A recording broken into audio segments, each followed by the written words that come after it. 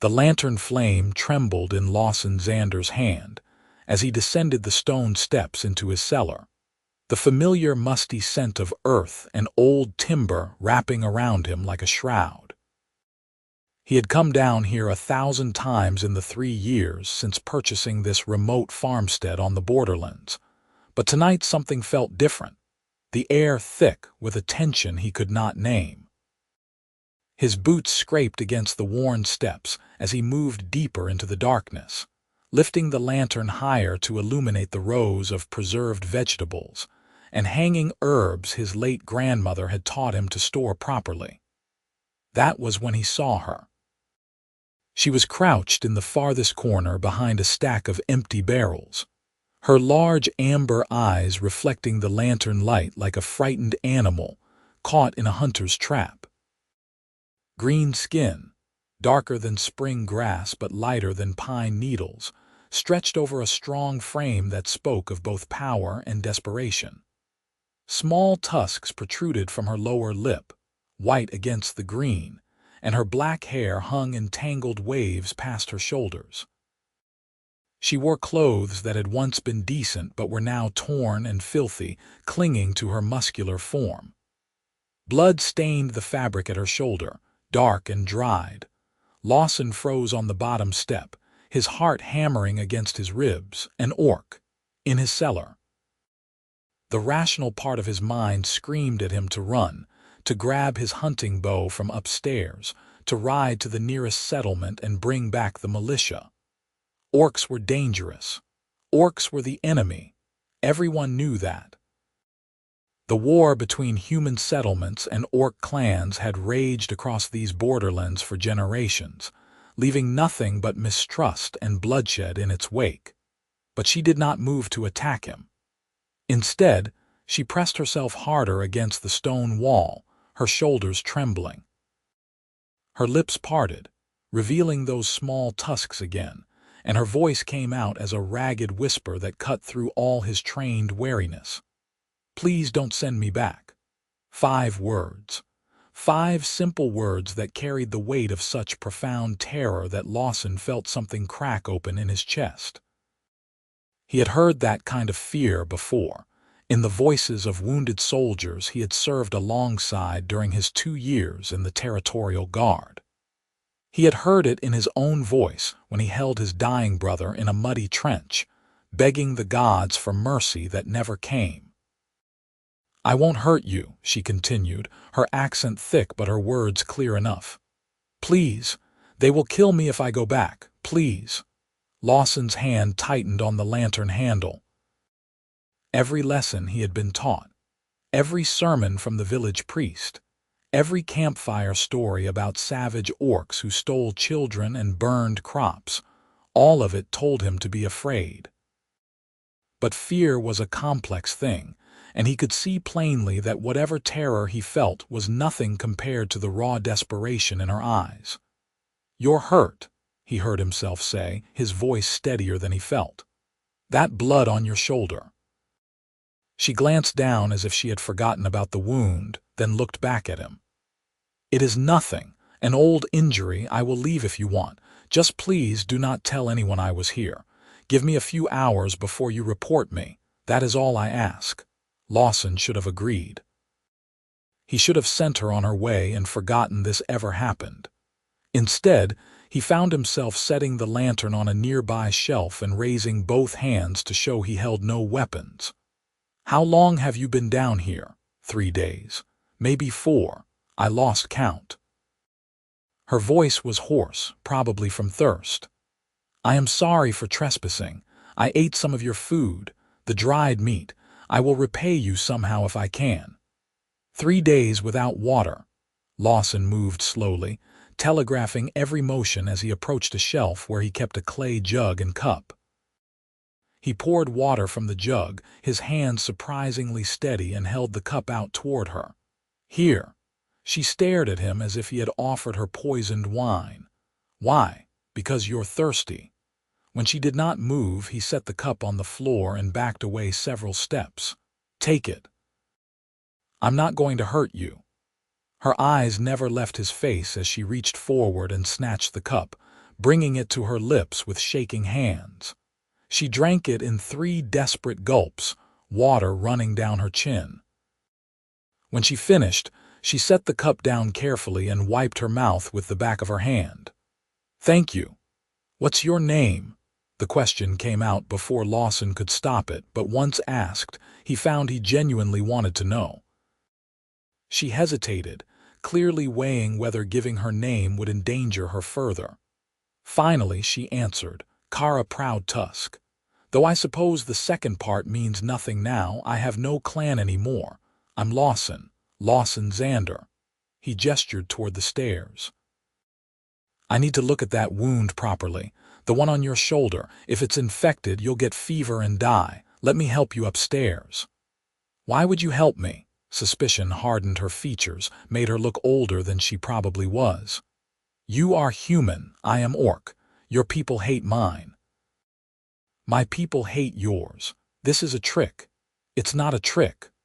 Lawson surprised himself with how much he meant it. "Look, I don't know what you're running from, and maybe I don't want to know. But you're hurt and scared and hiding in my cellar, and I can't just pretend I didn't see you. My grandmother would have skinned me alive for letting anyone suffer under her roof, orc or human or anything else." Kara studied him for a long moment, her amber eyes searching his face for deception. Whatever she saw there must have satisfied her, because she slowly pushed herself to her feet, wincing as the movement pulled at her injured shoulder. She was tall, Lawson realized, nearly his own height of 6 feet, with a warrior's bearing despite her obvious exhaustion. "If you betray me, I will fight," she warned him, but there was no real heat in the words. "I will not go quietly. I believe you." He picked up the lantern and gestured toward the stairs. "Come on, let's get you cleaned up." The journey up the narrow staircase felt surreal, with this orc woman following close behind him. Lawson could hear her labored breathing, the way she favored her left side.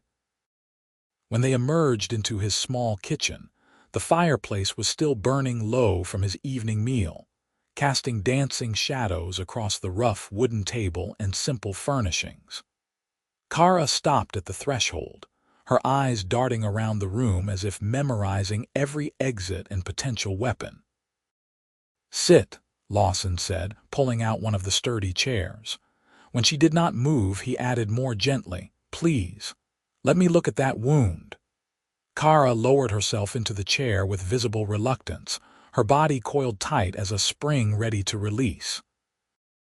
Lawson moved to the basin he kept by the window and filled it with water from the pump, then gathered clean cloths and the medical supplies his grandmother had insisted he maintain. He had used them on animals more than people, but the principle was the same.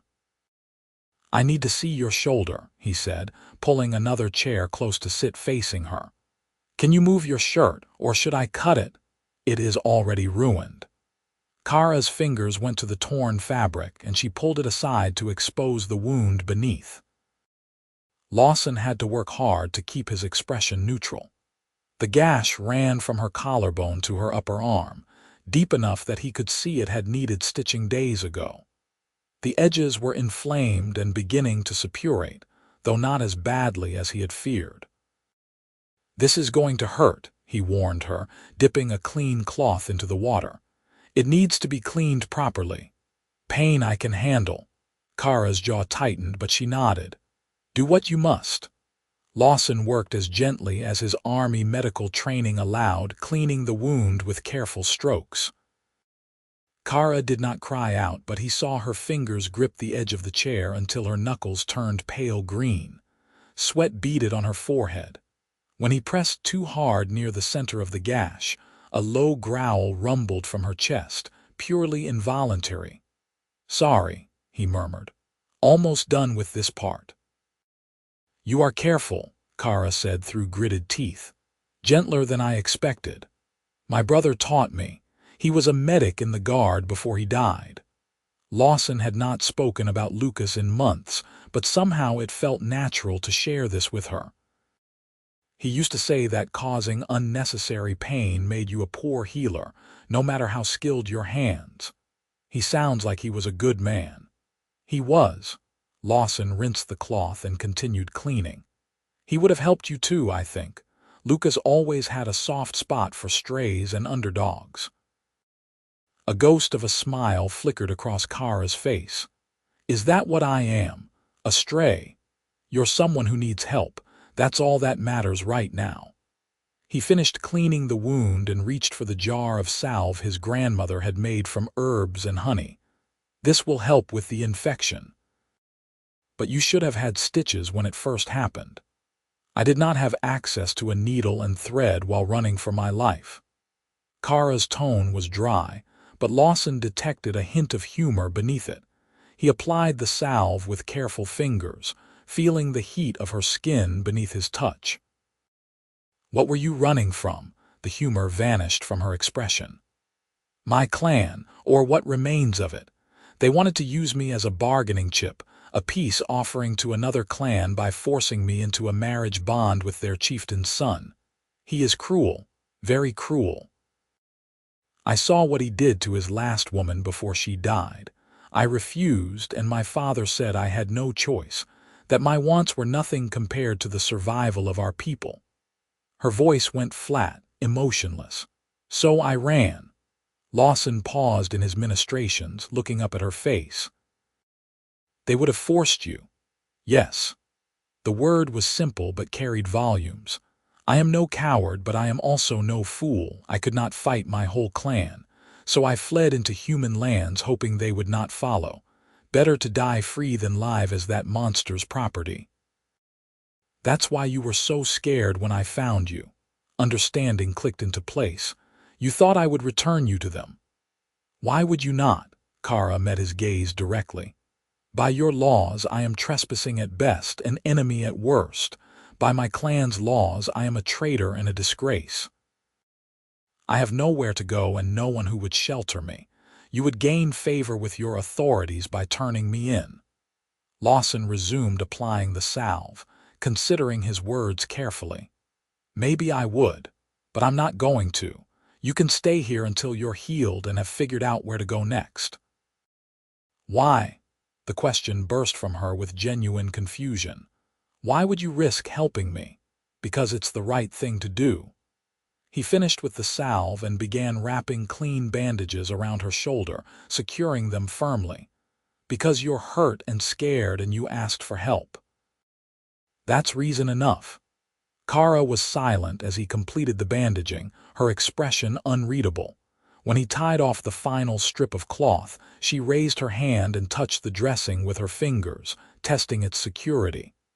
I do not understand you, Lawson Xander. You should fear me.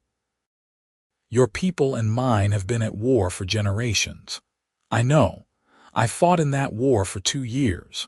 Lawson stood and gathered the soiled cloths, carrying them to a bucket for washing.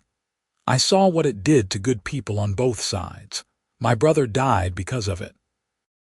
I'm tired of being afraid, and I'm tired of hating people I don't even know. Maybe that makes me a fool, but I can live with that. You are either very brave or very stupid, Kara said, but there was a warmth in her voice that had not been there before. I have not decided which yet. Probably both. Lawson allowed himself a small smile. Are you hungry? Properly hungry, not just eating dried meat in my cellar, her stomach answered for her, growling loud enough to be heard across the room.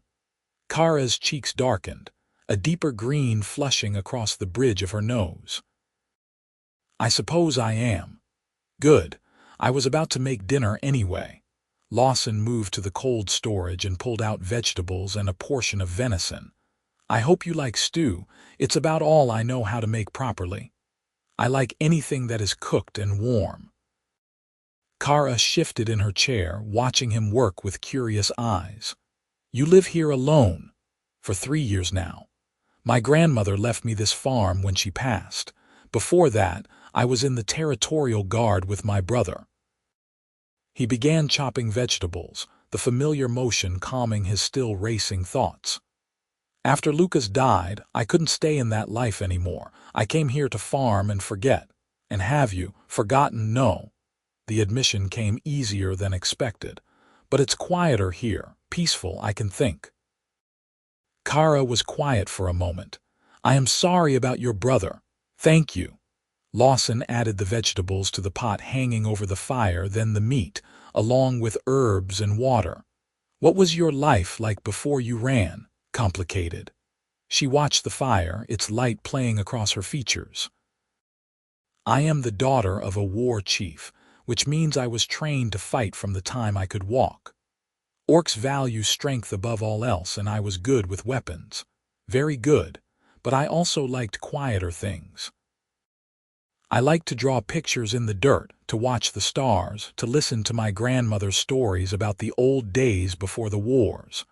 My father said those things were weaknesses, distractions from my duty to the clan. That sounds lonely, Lawson observed, stirring the pot. It was. Kara's voice grew softer. There was no one I could talk to about how I felt. No one who understood that I could be both strong and gentle, both warrior and dreamer. When my father arranged the marriage bond, I knew I would lose even the small freedoms I had. I would become nothing but a womb for another clan's heirs and a target for my new husband's anger. So I chose freedom, even if it meant dying alone in a human cellar. Well, you didn't die, Lawson pointed out, and you're not alone right now. No. Kara looked at him with something like wonder in her eyes. I am not. This is very strange. Yeah. Lawson ladled stew into 2 wooden bowls and brought one to her, along with a spoon. It really is. They ate in comfortable silence, the only sounds the crackling fire and the scrape of spoons against wood. Lawson watched Kara eat from the corner of his eye, noting how she savored each bite as if it might be her last. When she finished, she set the bowl down and closed her eyes, a look of profound contentment crossing her face. That was the best meal I have ever eaten, she declared. It's just stew, Lawson said, but he felt absurdly pleased by her praise. It is food shared freely, eaten without fear or hiding. That makes it special. Kara opened her eyes and looked at him seriously. Thank you, Lawson Xander, truly. You have shown me more kindness in one evening than my own clan showed me in the last year. You're welcome. Lawson collected their bowls and took them to the basin. You should rest. You can take my bed tonight. And where will you sleep? I'll make a pallet by the fire. I've slept in worse places. He glanced back at her and saw her struggling to keep her eyes open, exhaustion finally catching up with her now that she was safe and fed. Come on. The bedroom is this way. Kara followed him to the small room off the main living area, where a simple bed with a straw mattress and wool blankets took up most of the space. She looked at it with longing but shook her head. I cannot take your bed. You have already done too much. You're injured and exhausted. Take the bed, I insist. When she still hesitated, Lawson added, Please, it will make me feel better knowing you're comfortable. You are a very strange human, Kara said, but she moved to the bed and sat on its edge, testing its softness. But I am too tired to argue. She lay down carefully, mindful of her bandaged shoulder, and pulled the blanket over herself. Within moments, her breathing had deepened into sleep. Lawson stood in the doorway for a long moment, watching this orc warrior who had stumbled into his life and turned everything he thought he knew upside down. Then he quietly closed the door and went to prepare his sleeping pallet by the fire, wondering what dawn would bring. Sleep came fitfully that night, his dreams filled with amber eyes and whispered pleas for mercy. When gray morning light finally filtered through the windows, Lawson rose and tended the fire, adding fresh wood and setting water to boil for tea. He was in the middle of mixing batter for flatbread when the bedroom door opened and Kara emerged, looking rumpled and disoriented. Good morning, Lawson said, keeping his voice gentle. How's your shoulder? Kara touched the bandages experimentally. Sore but better. The pain is less sharp. She looked around the kitchen as if confirming the previous night had not been a fever dream. You are really letting me stay. I said I would. He poured tea into 2 cups and handed her one. Sit. Breakfast will be ready soon. They fell into an easy rhythm over the following days, finding a domestic harmony that surprised them both. Kara's wound slowly healed under Lawson's careful tending, the angry redness fading to healthy pink. She helped where she could, insisting that she earn her keep despite his protests that she should rest. She was strong, far stronger than Lawson, and she made quick work of tasks that would have taken him hours. She could carry water buckets as if they weighed nothing and split firewood with powerful, efficient strokes. But it was the quiet moments Lawson found himself treasuring most. Kara watching the sunset from his porch with a look of peaceful contemplation. Kara laughing at one of his terrible jokes, her whole face transforming with joy. Kara singing softly in her own language as she worked, the melodic words washing over him like a blessing he did not understand but felt in his bones. They talked during those first weeks, sharing stories of their different lives. Lawson told her about growing up on his grandmother's farm, about the games he and Lucas had played in the fields, about his mother who had died when he was young and the father who had disappeared into drink and never returned. Kara spoke of her clan's traditions, of the harsh beauty of the mountain territories where orcs made their homes, of the grandmother who had taught her to see wonder in small things despite her father's disapproval. What did you like to draw? Lawson asked one evening as they sat on his porch, watching stars emerge in the darkening sky. You said you drew pictures in the dirt. Animals, mostly, birds in flight, deer running through trees. I like trying to capture movement the way a living thing exists in the world. Kara's voice grew wistful. My grandmother said I had the soul of an artist trapped in a warrior's body. You can draw here if you want. I have paper and charcoal for keeping farm records. You're welcome to use them. Kara turned to look at him, her eyes wide. Truly, truly. Lawson smiled at her obvious excitement. I'd like to see what you create. After that, it became common to find Kara bent over sheets of paper, her tongue caught between her teeth in concentration as she sketched. Her drawings were remarkable, full of life and motion despite being simple lines on paper.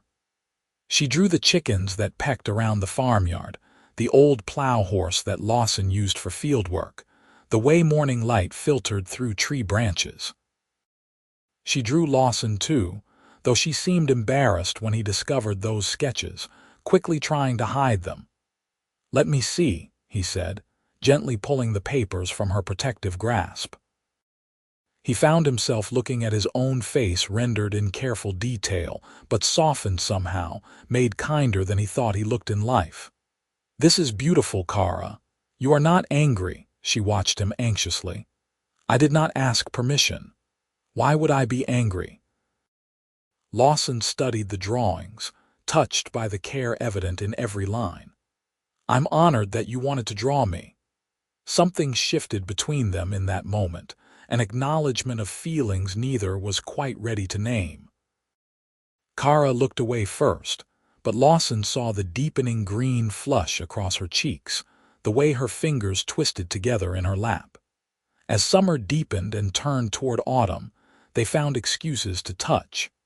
Lawson's hand on Kara's back as he guided her through a narrow doorway. Kara's fingers brushing his as she handed him tools. Small moments of contact that lingered longer than necessary, that sent warmth spreading through Lawson's chest and made his heart race. He knew he was falling for her. He tried to deny it at first, to tell himself that his feelings were just gratitude that she was healing, relief that he had helped someone in need. But denial became impossible the day he came in from the fields to find Kara singing while she cooked dinner, and his first thought was that he wanted to hear that sound every day for the rest of his life. The realization terrified him. Kara was orc, he was human. Their peoples were enemies. Even if they both felt this growing attraction, what future could they possibly have? She would have to leave eventually, to find a safe place far from both human settlements and her former clan. And he would stay here on his farm, alone again, with only memories of her laughter to keep him company through long winters. But knowing it was foolish did not stop his heart from wanting her. And he was beginning to suspect, from the way Kara looked at him when she thought he was not watching, that she might be fighting the same battle. The day everything changed started like any other. Lawson was in the barn mending a broken fence rail when he heard voices from the road. Male voices speaking in the rough dialect of the borderlands. He set down his tools and walked out to see 3 men on horseback stopped at the edge of his property, militia by the look of their mismatched armor and weapons. "Help you gentlemen," Lawson called out, keeping his voice friendly despite the tension suddenly coiling in his gut. Where was Kara? He had left her in the garden behind the house. The lead rider, a grizzled man with gray streaking his beard, nodded to him. "Lawson Xander. We're doing rounds, checking the farms out this way. There's been reports of orc activity in the area. Raiders, possibly. We're warning everyone to stay alert and report any sightings." "Haven't seen any orcs," Lawson lied smoothly, his military training kicking in. "Been quiet out here, just me and my crops." "Good, good."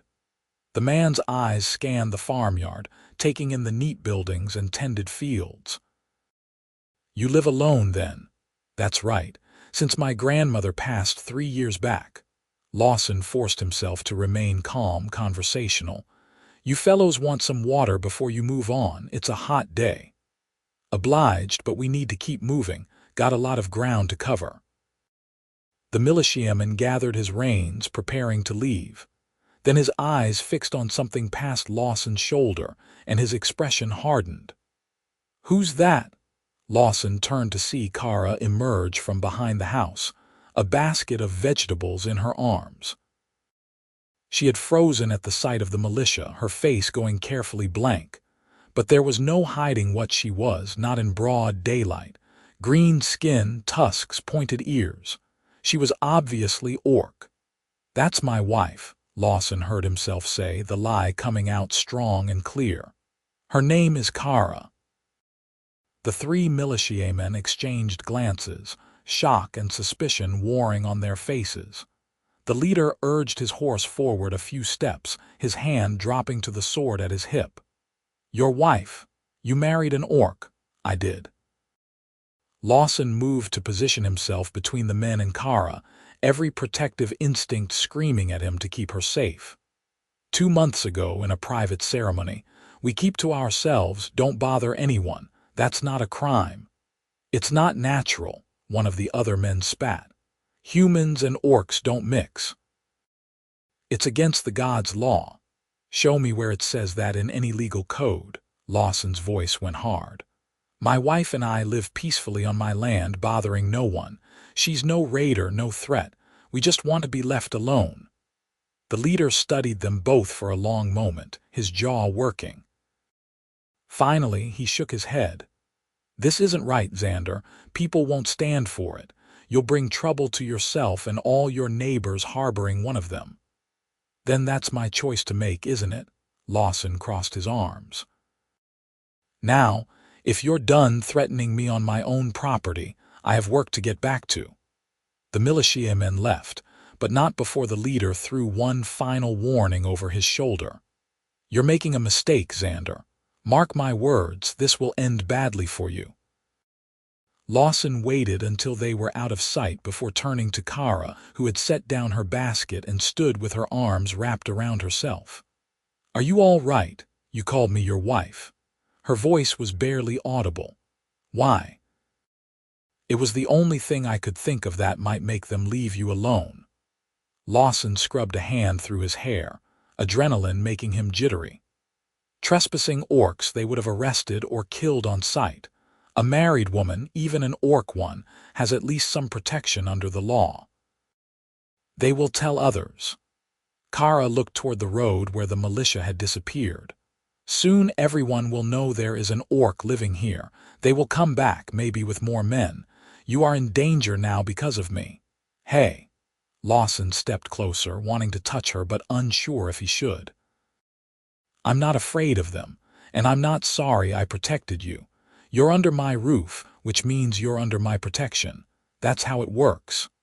That is how it should work. Kara's eyes glistened with unshed tears. But your world does not follow such rules when it comes to my people. I should leave. Tonight before they come back. I have brought you nothing but trouble. You've brought me company and laughter and someone to share meals with. The words rushed out before Lawson could stop them. You've brought me drawings and stories and singing in the morning. You've brought me reasons to smile again after 2 years of being alone and half dead inside. So don't tell me you've brought nothing but trouble, because that's not true. Kara stared at him, a single tear escaping to track down her green cheek. Lawson, stay. He closed the distance between them and took her hands in his, feeling their warmth and strength. Please stay. Not because you're hiding or because you have nowhere else to go. Stay because I want you here. Because the thought of you leaving makes my chest hurt. Because when I lied to those men and called you my wife, part of me wished it was true. You cannot mean that. But her fingers tightened on his, holding on like he was her anchor in a storm. I am orc. You are human. Your people will never accept us together. Then they don't have to accept it. This is my land, my life. Let me choose what I want. Lawson raised one hand to cup her face, his thumb brushing away the tear on her cheek. Let me choose you if you'll have me. You would face exile for this, hatred, violence. Kara's voice broke. You would give up everything for someone like me. Someone like you, Lawson smiled, though his own eyes were burning. You mean someone brave enough to run from a life she didn't want. Someone kind and strong and full of art and laughter. Someone who makes terrible jokes while cooking and hums old songs while hanging laundry. Yeah, Kara proud tusk. I would absolutely give up everything for someone like you. She kissed him, or he kissed her. Later, neither could say who moved first, only that suddenly their lips were pressed together, tentative and sweet. Kara's tusks were smooth against his mouth, her lips soft and warm. She tasted like the mint tea they had shared that morning, like summer sunshine and new beginnings.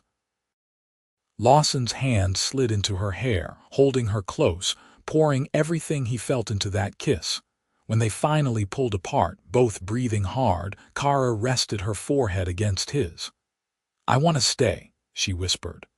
I want to stay with you more than I have ever wanted anything, but I'm afraid. Afraid of what might happen to you because of me. We'll face it together. Lawson pressed a kiss to her temple, her cheek, the corner of her mouth. Whatever comes, we face it together. That's what you do when you love someone. Love, Kara pulled back just enough to meet his eyes. You love me. Yeah. The admission was terrifying and liberating in equal measure. I think I started falling for you that first night when you were so scared but still so fierce, and I've been falling ever since. I love you, Kara. I love you too. She said it like a revelation, like she was surprised to find the words true. I did not think I could feel this way about anyone, especially not a human. But you are different. You see me, not just an orc to fear or use, but me. You make me want to stay and fight for this for us, instead of running away. Then stay. Lawson kissed her again, deeper this time, letting himself drown in the feel of her against him. Stay and let me prove to you every day that you made the right choice. They stood there in the farmyard, holding each other as the sun climbed higher and the chickens pecked at the ground around them, uncaring of the momentous shift that had just occurred in the world. When they finally went back to work, everything felt different. Lighter. The weight of pretending not to care, of fighting their feelings, had lifted. That evening, as they prepared dinner together in the small kitchen, moving around each other with practiced ease, Lawson cleared his throat. "I meant what I said earlier, about wanting the lie to be true." Kara looked up from the onions she was chopping, her expression questioning. "The part about you being my wife." He forced himself to meet her eyes, his heart racing. "I know it's too soon and we're still figuring this out, but I want you to know my intentions are serious. When I think about the future, you're in it, if that's something you want too." A slow smile spread across Kara's face, transforming her features with pure joy. "Are you asking me to marry you, Lawson Xander?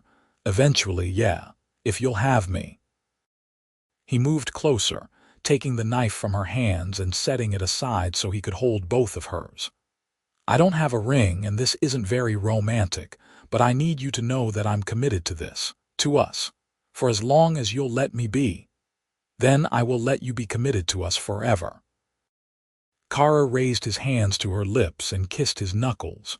"Because that is how long I want you in my life. Forever." They sealed the promise with a kiss, and that night Kara did not sleep in Lawson's bed alone.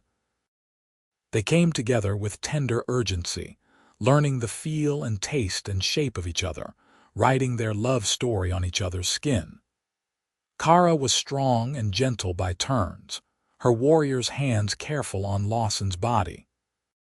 He traced the scars she bore, each one a story of survival, and kissed them like blessings. She explored the constellation of freckles across his shoulders, the old wound on his leg from his military service, and made him feel like he was something precious. Afterward they lay tangled together, her head on his chest and his fingers stroking through her hair. "What do we do now?" Kara asked softly. "The militia will spread word. Others may come." "Let them come." Lawson's voice was steady. "We'll deal with whatever happens. But I won't hide you or pretend you're not important to me. We live our lives honestly and let the world adjust. You are very brave, my Lawson. Or very stupid. Still haven't decided which." He smiled when she pinched his side lightly in retaliation. "We should probably make the marriage real, though. Legal and official. It will give you more protection if we're formally bonded." "How do humans marry?" Kara propped herself up on one elbow to look down at him.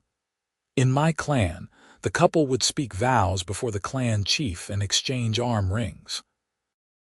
Then there would be feasting and challenges of strength to prove the bond was worth making. Here it's usually vows before a priest or magistrate, then a big party with everyone you know." Lawson tucked a strand of hair behind her pointed ear. "But given our circumstances, we might need to do something more private. There's a magistrate in Milford, about a day's ride from here. Old man named Gerald who served in the guard same time as me. He owes me a favor. I think he would perform a ceremony for us and keep it quiet." "When would we go?" "Soon. Before word spreads too far and it becomes dangerous to travel." Lawson pulled her down for a kiss. "Unless you want to wait." "No." Kara's eyes shone in the moonlight filtering through the window. "I do not want to wait. I want to be your wife in truth, not just in lies told to militia. I want our bond to be real and recognized.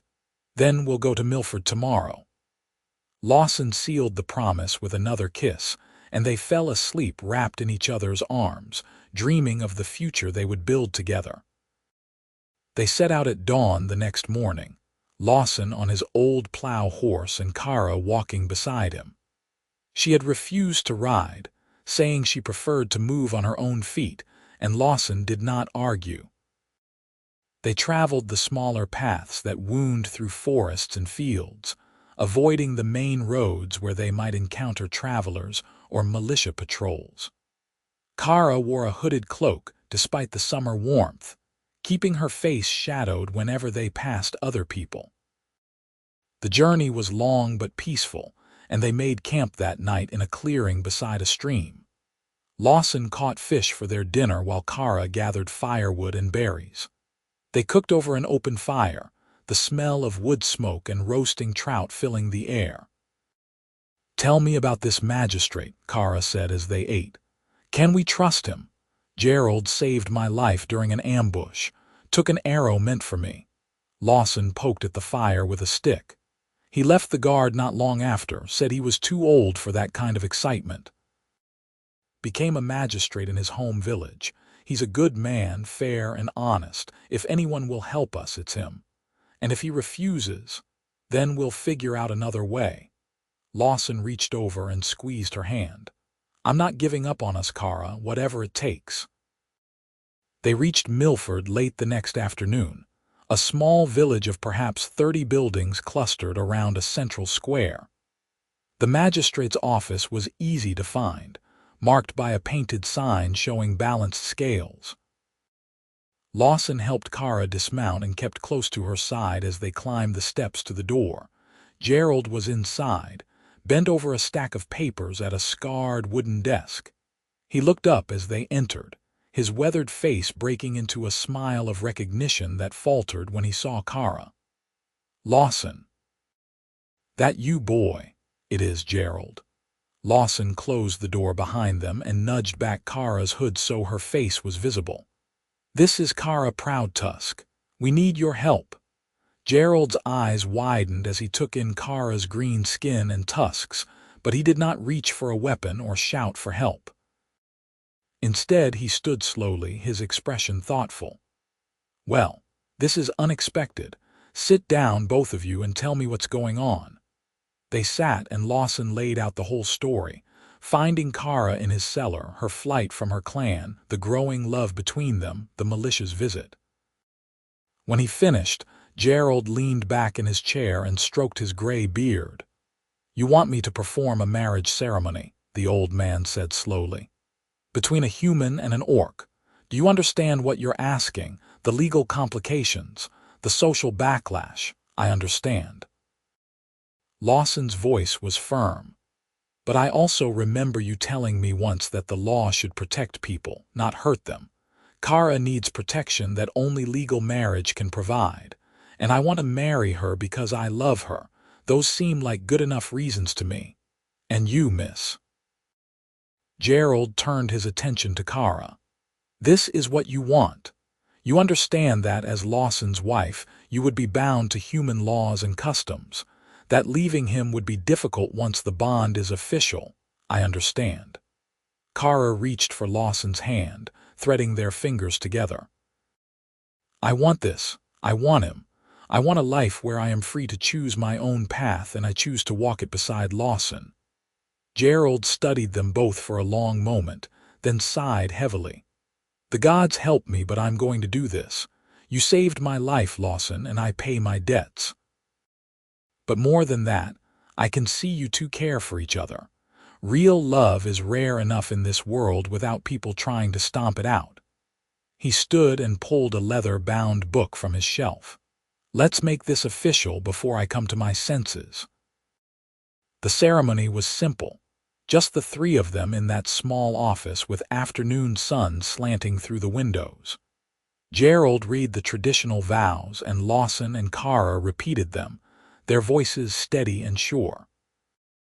When Gerald asked if they had rings to exchange, Lawson shook his head apologetically.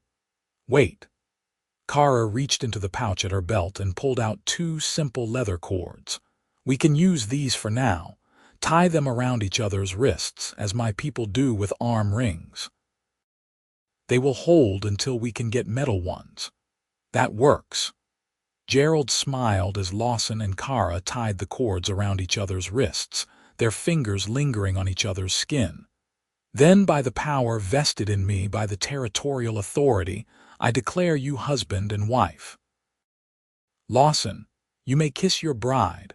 Lawson did, pulling Kara close and kissing her with all the love and promise he felt in his heart. When they pulled apart, both were grinning like fools. "Congratulations." Gerald filled out the marriage certificate with careful script and handed it to Lawson. "This is legally binding, though I won't be announcing it publicly, for your safety and mine. But you're married in the eyes of the law now. Keep that document safe." "We will." Lawson folded the certificate carefully and tucked it into his shirt. "Thank you, Gerald, truly. I won't forget this. Just be happy together. That's thanks enough." The old magistrate walked them to the door. "And Lawson, be careful. Not everyone will be as understanding as me. Watch your backs out there." "We will." Lawson shook Gerald's hand firmly, then led Kara back out into the afternoon sun. They were married. Truly, legally married. The reality of it settled over him like a warm blanket, filling him with fierce joy and protectiveness. They stayed in a small inn on the edge of Milford that night, Lawson paying extra for a private room where Kara would not be seen by other guests. In the privacy of their rented room, they celebrated their marriage properly, taking their time to explore and worship each other. Kara was radiant in her happiness, her laughter filling the small space as Lawson kissed his way along her collarbone and down her strong arms. "My husband," she murmured against his lips, testing out the word. "I have a husband. It feels like a dream. If it's a dream, I don't want to wake up." Lawson rolled so she was above him, her black hair falling around them like a curtain. "I love you, Kara Xander." Her eyes widened. "Xander. If you want to take my name, or we can both be Proud Tusk, or something new entirely, whatever you want. Kara Xander."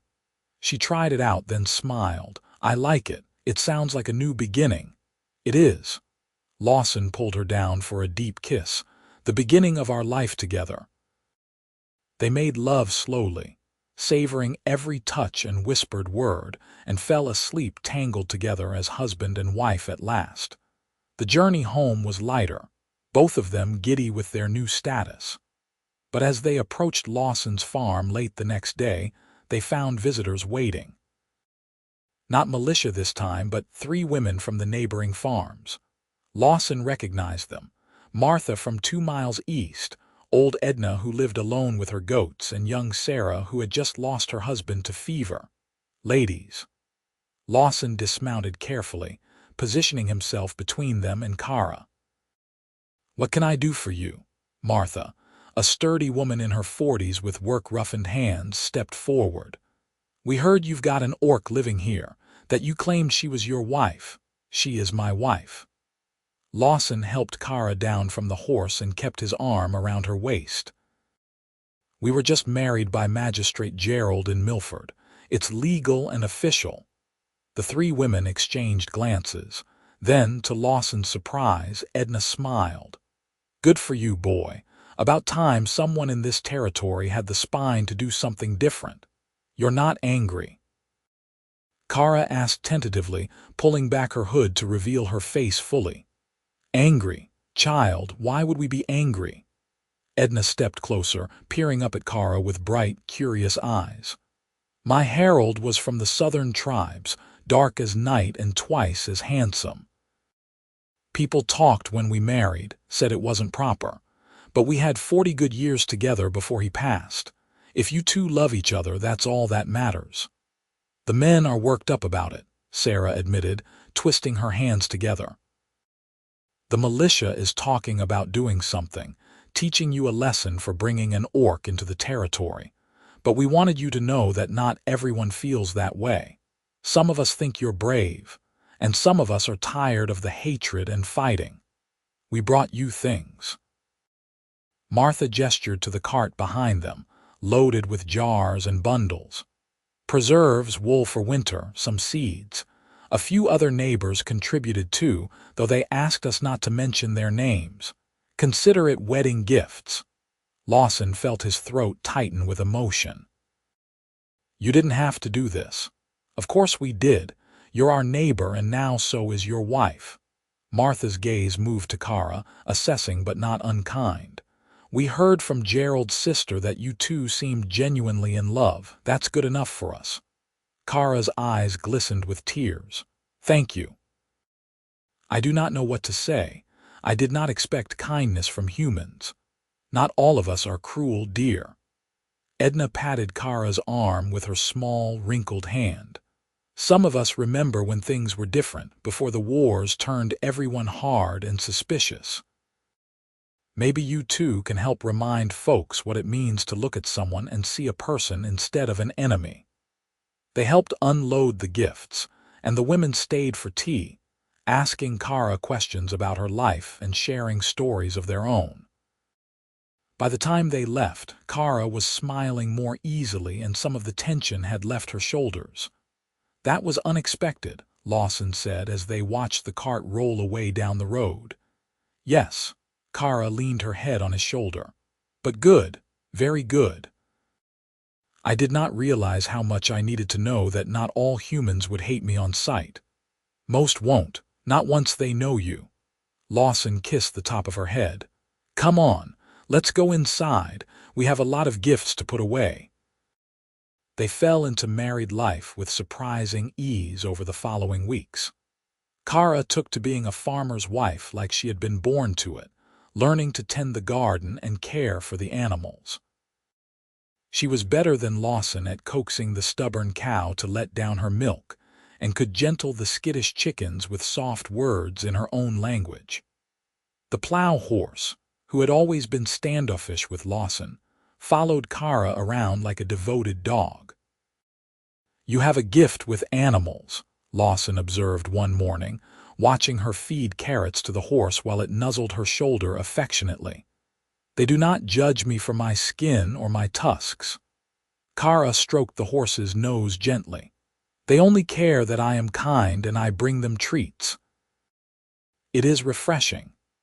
They worked the farm together, Lawson teaching her the rhythms of planting and harvesting, of reading the weather and the seasons. Kara absorbed everything with quick intelligence, asking questions and remembering answers. She was strong enough to do work that would have required 2 human men, but she never made Lawson feel inadequate for being less physically powerful.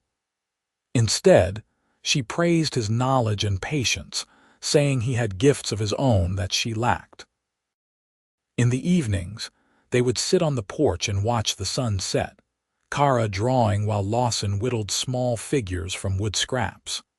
She taught him words in her language, the harsh, beautiful sounds of Orcish that had never been meant for human tongues. He stumbled over the pronunciations, making her laugh, but he kept trying because he loved seeing her face light up when he got something right. "What does this one mean?" Lawson asked, attempting a particularly tricky phrase. "My heart beats for you alone." Kara's voice was soft, almost shy. "It is something a person says to their bonded one. Very romantic. Teach me to say it properly." Lawson set aside his whittling and took her hands. "I want to tell you in your language."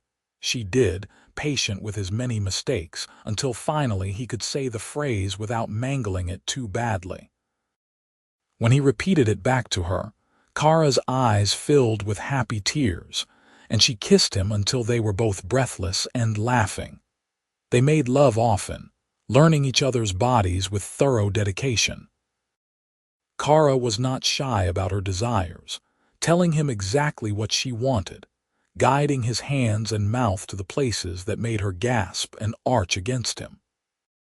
Lawson discovered he loved making her come undone, loved watching her fierce warrior's face soften into pleasure, loved the way she said his name like a prayer when he was inside her. "You have ruined me," Kara told him one night as they lay tangled together in sweaty, satisfied exhaustion. "I will never be able to go back to sleeping alone. You have made me need you too much." "Good."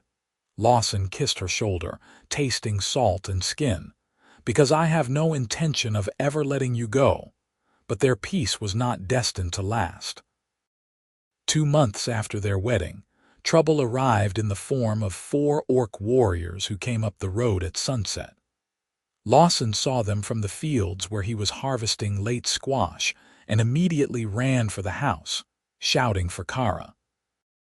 She emerged onto the porch, took one look at the approaching orcs and went pale. "It is my brother," she said quietly, "Gorak, and 3 of our clan warriors." "What do they want?"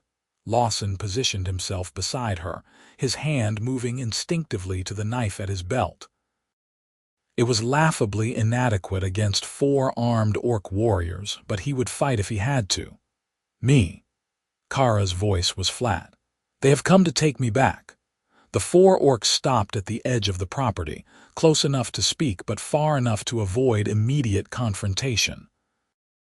Gorak, the largest of them with scars crisscrossing his green face and arms, stepped forward and spoke in the orcish tongue. His voice was hard, commanding, and Kara flinched at the sound of it. "Speak in the common tongue," she called back, her chin lifting defiantly. "My husband cannot understand you otherwise." Gorak's gaze slid to Lawson with naked contempt. "Husband, you have bonded with a human. That is disgusting, Kara. You disgrace our entire clan." "I am no longer part of the clan. I chose to leave." Kara's hand found Lawson's, squeezing tight. "Go home, Gorak. You have no authority over me here. Father sent me to bring you back. He has reconsidered the previous bonding arrangement. If you return now and apologize, he will find you a different match, one you might find more acceptable." "I am already matched, already bonded. I am married to Lawson under human law." Kara held up her left wrist, showing the leather cord still tied there. "You are too late." Gorak's expression darkened. "That is no true bond. That is a mockery. Come home, sister. Do not force me to take you by strength. Try it." Lawson's voice was steady despite the fear coursing through him. "She's my wife and she's under my protection. You'll have to go through me to take her." One of the other warriors laughed, a harsh sound. "You, one weak human. We could kill you with barely a thought. Maybe." Lawson did not back down. "But I'm not alone. See those farms over the hills? The neighbors will hear if there's a fight. The militia will come. You'll be hunted as raiders and killers. Is taking Kara worth dying for? She is our blood." Gorak's hand moved to the massive axe strapped to his back. "We do not abandon our own, even when they make foolish choices. Then respect her choice."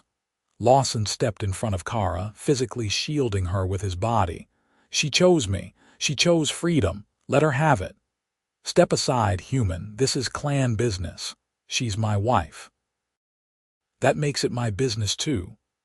They stood there in tense standoff, human and orc, neither willing to back down. Then Kara moved, sliding out from behind Lawson to stand beside him. "Gorak, brother, look at me." Gorak's attention snapped to her, and some of the anger faded from his expression, replaced by something almost like pain. "You were always the stubborn one. I learned it from you." Kara's voice softened. "Do you remember when Father wanted you to lead the Southern raiding party, and you refused because you said it would only bring more death? You stood up to him and took the beating he gave you rather than compromise your beliefs. That is what I am doing now. I am standing up for what I believe is right. That was different. That was about honor. This is about honor too. My honor. My right to choose my own path." Kara took a step toward her brother, her hand extended. "I love him, Gorak. I love Lawson the way Mother loved Father with my whole heart. Would you take that from me?" Gorak stared at her outstretched hand, conflict clear on his scarred face. The 3 warriors behind him shifted uneasily, waiting for his decision. The moment stretched, taut as a bowstring. Finally, Gorak sighed, a sound like boulders grinding together. "Father will not be pleased. Father is never pleased with me. This is not new." Kara's hand remained extended. "Let me go, brother. Let me be happy." "You would truly stay here, living as a human, giving up everything you are." "I am not giving up anything. I am gaining a partner who sees me as I am and loves me for it." Kara glanced back at Lawson, her eyes shining. "I am gaining a life where I can be both strong and gentle, warrior and artist. That is worth more than clan politics and forced bonding." Gorak looked between them for a long moment, then finally, grudgingly, reached out and clasped Kara's forearm in a warrior's grip. Then I will tell father I could not find you, that you disappeared into human lands without a trace. Thank you. Kara's voice broke. Thank you, brother. Do not thank me yet. If we cross paths again, I may not be able to show mercy. Gorak released her arm and stepped back. Live well, sister. Be happy with your human. I will. Kara watched as the four warriors turned and disappeared back down the road, fading into the gathering dusk. When they were gone, she sagged against Lawson, all the tension draining from her body. I did not think he would let me go. Your brother loves you. He wants you to be happy. Lawson wrapped his arms around her, holding tight. Are you all right? Yes. No, I do not know. Kara buried her face in his shoulder. It hurts to see him and know I can never truly go home again, but at the same time I am relieved and grateful and so very tired. Come on. Lawson guided her inside and settled her in front of the fire with a blanket and tea. He cooked dinner while she stared into the flames, processing everything that had happened. When he brought her a bowl of stew, she took it but barely ate, her appetite gone. Talk to me, Lawson said gently, sitting beside her and pulling her into his side. Tell me what you're feeling. I am mourning, Kara admitted after a long silence. Mourning the life I will never have, the family I have lost. Even though I chose this, even though I am happy with you, there is still grief. Does that make sense? Perfect sense. Lawson kissed her temple. You can be grateful for what you have and still mourn what you've lost. Those feelings can exist together. In my clan, we are taught that showing weakness is shameful, that grief should be hidden, processed alone. Kara leaned into him.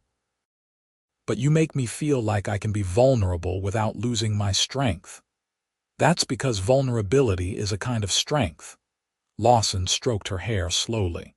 It takes courage to admit when you're hurting, and you never have to hide your feelings from me, Kara.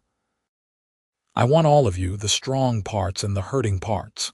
She cried then, quiet tears that soaked into his shirt while he held her and murmured soft comfort. When the tears finally stopped, she tilted her face up to his. I love you so much. You are the best choice I ever made. I love you too. Lawson kissed her gently. And we're going to build such a good life together. I promise you that. As autumn deepened and winter approached, they did exactly that. They harvested the last of the crops and stored them away for the cold months. They prepared the animals' shelter and gathered extra wood for the fire. Kara proved to be an excellent hunter, bringing down deer and wild turkey with impressive accuracy, and Lawson learned to prepare the meat the way she liked it, seasoned with herbs from their garden. More neighbors visited, curious about the orc woman who had married Lawson Xander. Most were kind, bringing gifts and offering tentative friendship. A few were hostile, muttering about impropriety and danger, but they were in the minority. Slowly, Kara began to relax around humans, to trust that not everyone saw her as a monster. She made a particular friend in Sarah, the young widow who had brought wedding gifts with Martha and Edna. Sarah started visiting regularly, ostensibly to learn new recipes or ask advice about her farm, but really just to have someone to talk to. Kara and Sarah would sit in the kitchen for hours, chatting and laughing while their hands were busy with mending or food preparation. She is nice, Kara told Lawson one evening after Sarah had left. I did not expect to have a human friend, but I like her very much. I'm glad. Lawson was pleased to see Kara building connections beyond just him. You need friends, people to talk to. I can't be everything to you. You are enough. Kara came to sit in his lap, wrapping her arms around his neck. But having friends is nice too. Winter arrived with the first snow in late November, blanketing the farm in white silence. Lawson and Kara spent the short days doing necessary chores, and the long evenings curled together by the fire, reading or talking or making love. Kara continued to draw, filling page after page with sketches of their life together. Lawson kept her supplied with paper and charcoal, watching with pride as her skills grew. "You could sell these," he suggested one evening, looking at a particularly beautiful drawing of the barn in snow. "In the spring, we could take them to the market in Milford. People would pay for art this good." "You truly think so?" Kara looked doubtful. "Who would want pictures drawn by an orc? Anyone with eyes to see how talented you are." Lawson set the drawing aside carefully. "We don't have to use your name if you're worried about that." "But your art deserves to be seen, Kara." She considered this, then nodded slowly. "Perhaps in the spring we will see." But spring brought a different kind of opportunity. In early March, as the snow was beginning to melt, Martha arrived at their door with news. "There's a family moving into the old Patterson place," she told them, accepting the tea Kara poured. "From up north. They've got a son who's sick, some kind of wasting illness. The mother asked around if anyone knew healing, and I thought of you too." "Us?" Lawson exchanged a glance with Kara. "We're not healers." "No, but you know herbs and remedies. And Kara, I heard you telling Sarah about your grandmother's medicine knowledge. Could you at least look at the boy? His mother is desperate." Kara bit her lip, uncertainty clear on her face. "I do not know if they would want an orc touching their child. I already told them about you, and they said they didn't care what you were if you could help." Martha set down her cup. "Please. The boy is only 7 years old. He's wasting away." "We'll come," Lawson decided. "Even if we can't help, at least we can try." They rode to the Patterson place that afternoon, finding a small farmstead in disrepair and a family clearly at the end of their resources. The mother, a thin woman named Helen, greeted them with desperate hope in her eyes. She led them to where her son lay on a pallet, his skin gray and his breathing shallow. Kara knelt beside the boy and gently examined him, her hands careful and sure. She checked his eyes, his tongue, the way his skin felt to the touch. Then she sat back on her heels and nodded. "I know this illness. We call it the gray weakness in my clan. It comes from bad water from drinking downstream of certain mines. The poison builds up slowly." "Can you help him?" Helen's voice shook. "Maybe.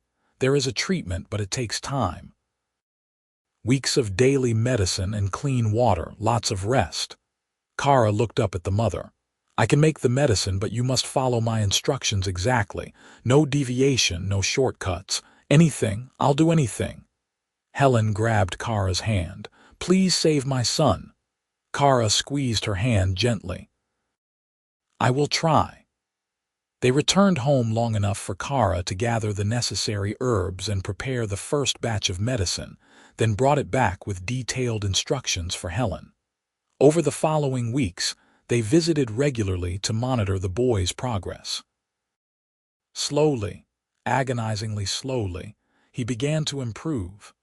Color returned to his skin, his breathing eased, his appetite came back, word spread quickly. The orc woman who had saved the Patterson boy with her healing knowledge. Soon others were coming to their door with ailments and injuries, asking for Kara's help. She treated them all with patient skill, drawing on her grandmother's teachings and her own observations. Some she could help, others she could only ease their discomfort, but she never turned anyone away. "You're becoming the local healer," Lawson observed with pride as he watched her mix a salve for Martha's arthritis. "It feels good to help people." Kara looked up from her work, her eyes bright. "To use the knowledge my grandmother gave me." She always said healing was the highest form of strength because it requires both power and compassion. I think I understand now what she meant. "I'm proud of you." Lawson came to stand behind her, wrapping his arms around her waist and resting his chin on her shoulder. "You're making such a difference here." "We are making a difference," Kara corrected, leaning back into his embrace. "You support me, help me, stand beside me. This is our work together." Spring turned to summer and the farm flourished under their joint care. The crops came in strong and healthy. The animals multiplied. They sold extra produce and some of Kara's drawings at the Milford market, earning enough coin to buy small luxuries and improvements for the farm. It was in late summer that Kara began to feel unwell. At first, she attributed it to overwork or bad food, but when the nausea persisted for 2 weeks and her monthly bleeding did not come, she began to suspect the truth. She waited another week to be sure before telling Lawson, wanting to be certain before raising his hopes. She chose an evening when they were sitting on the porch, watching fireflies dance in the gathering dusk. Lawson was whittling while she drew, the comfortable silence between them speaking of deep understanding. Kara set down her charcoal and turned to face him. "I need to tell you something," she said, her heart pounding. Lawson looked up immediately, reading the seriousness in her tone. "What's wrong? Are you all right?" "I am fine. Better than fine." Kara took his hand and placed it on her still flat belly. "I am with child, our child." Lawson froze, his eyes going wide. "You're pregnant, truly?" "Yes. About 2 months along, I think. I was not sure it was possible for our people to create life together, but it seems we have." Kara watched his face anxiously. "Are you happy? I know we did not plan this." "Happy." Lawson's voice broke and tears started streaming down his face. "Kara, I'm beyond happy. I'm ecstatic. We're going to have a baby, a child, our child." He pulled her into his arms, holding her like she was made of glass. "This is the best news I've ever received in my life." Kara laughed, her own eyes wet. "I was hoping you would say that. I am nervous about many things, about what this means and how to raise a child who is both human and orc. But I am also so very happy. We'll figure it out together." Lawson pulled back just enough to kiss her, soft and reverent. "Like we figure everything out. Together." They told their friends and neighbors over the following weeks, and the response was overwhelmingly positive. Sarah cried with joy and immediately began knitting baby blankets. Martha brought over her old cradle, beautifully carved and still sturdy. Edna gave them bags of dried herbs for easing pregnancy discomfort and advice about childbirth that made both Lawson and Kara blush. As autumn arrived again, and Kara's belly began to swell with obvious pregnancy, they prepared the farmhouse for the baby. Lawson built a crib from smooth wood, carved with protective symbols from both human and orc traditions. Kara sewed tiny clothes, marveling at how small they were. They argued cheerfully about names, each suggesting options from their respective cultures. "What about Lucas if it's a boy?" Lawson suggested one evening. "After my brother, I like that." Kara smiled at him from where she sat mending a tiny shirt. "And if it is a girl, you choose." Lawson moved to sit beside her, his hand settling on her belly where the baby was kicking. "Your grandmother's name, maybe, Kelda." Kara's voice went soft with memory. "Her name was Kelda. It means strength in the old tongue. Then Kelda if it's a girl, Lucas if it's a boy." Lawson kissed her temple. "Perfect." The baby came in early March, a month earlier than expected, but healthy and strong. Kara labored through the night with Lawson at her side, holding her hand and whispering encouragement. Sarah was there too, having helped birth babies before, guiding Kara through the process with calm competence. When the baby finally emerged with a lusty cry, all 3 adults were crying too. "It's a girl," Sarah announced, placing the squirming infant on Kara's chest. "A beautiful, perfect girl." Kara looked down at her daughter, taking in the green-tinged skin that was lighter than her own, the tiny buds of tusks just visible in the baby's mouth, the shock of black hair. "Hello, little Kelda," she whispered. "Welcome to the world." Lawson touched his daughter's tiny hand with one finger, overcome with emotion. "She's perfect. You're both perfect." Little Lawson Xander grew quickly, a healthy baby who rarely cried and seemed fascinated by everything around her. She had her mother's amber eyes and green skin, her father's nose and chin, and a personality that was entirely her own. She laughed easily and loved being held, reaching chubby hands for anything shiny or colorful. The neighbors welcomed her with open hearts, bringing gifts and offering congratulations. Even some who had been skeptical about Lawson and Kara's marriage softened when they saw the baby, unable to maintain their prejudices in the face of such innocent joy. Gorak came once more, appearing at their door on a spring evening when Kelda was 3 months old. This time he was alone, carrying no weapons, his expression tentative. "I wanted to see her," he said simply. "My niece." Kara invited him in without hesitation, bringing Kelda out for her uncle to meet. Gorak stared at the baby for a long moment, then reached out and carefully took her into his arms. She grabbed at his face with her tiny hands, fascinated by his scars, and he laughed, a sound of pure delight. "She is strong," he said, his voice thick with emotion. "She has the look of our clan. Our grandmother would have loved her, she would have." Kara watched her brother with her daughter, her heart full. "Will you visit again? I would like Kelda to know her uncle. If you want that, then yes." "I will visit when I can." Gorak handed the baby back carefully. "You were right to choose this, Kara. I can see that now. You are happy here." "I am." Kara looked at Lawson, who stood nearby watching with a soft smile. "Happier than I ever thought possible." Gorak stayed for dinner, sharing stories of the clan and asking about their life on the farm. When he left, he clasped both Lawson's and Kara's forearms in turn. "Take care of each other, and of my niece." "We will," they promised together. As Kelda grew from baby to toddler, she became the heart of their small community. She was welcomed everywhere, loved by neighbors who had learned through Kara and Lawson that family came in many forms. She played with human children without anyone thinking twice about it, her mixed heritage making her a bridge between two peoples who had been enemies for so long. On the evening of their second wedding anniversary, Lawson and Kara sat on their porch while Kelda slept inside. The farm was peaceful around them, thriving under their care.